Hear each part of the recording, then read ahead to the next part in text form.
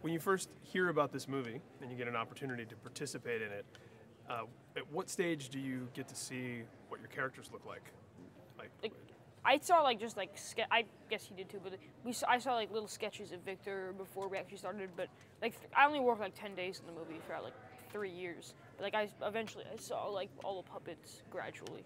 So. Yeah, and seeing sketches and then which evolve into statues, and then which evolve into testing animation shots.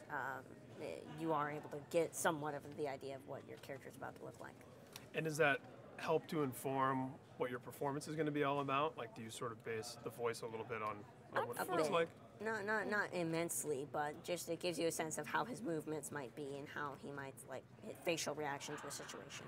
I mean, I thought because Tim likes to film the actors while they're actually recording their voices, so he can sort of match how like the eye movements and like how like the actors move to how the puppets actually move.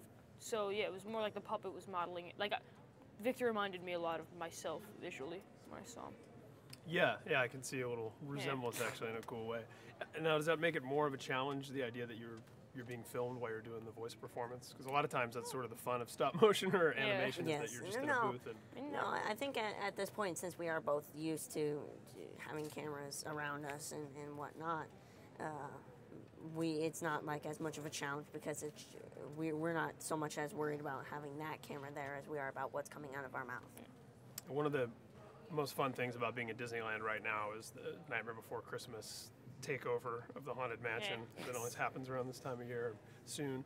Were you guys big fans of Tim's beforehand? Did you have favorite movies? He was my favorite director till the time like before I started acting, which was like 9 years ago. Wow. And I was like me and my brother were obsessed with Nightmare Before Christmas and Pee-wee's Big Adventure. I didn't even know that was a Tim Burton movie until like a little while ago, but yeah. And awesome. For me, it's definitely A Corpse Bride. A Corpse Bride is that was the first Tim Burton film I saw, and that's the one that got me hooked on this outside-the-box thinking, and just how, in general, he behaves, how he creates things, how he takes these inanimate objects from his sketches and builds them, creates them, and makes them come to life with obviously with the team of animators and actors at his disposal. It's wonderful.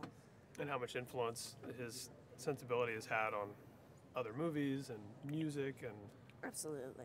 It's just it's massive. So are you prepared to see like Frankenweenie action figures and toys and dolls? We've been told a little bit. Yeah, I think I'm expecting it, but not prepared for it. Like like if I saw a little me character walking down in Target or something, I would probably freak out in the store.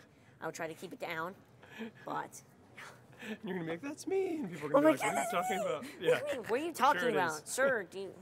Are you on medication? And then you're like, "Let me just do the voice." Okay, hold on.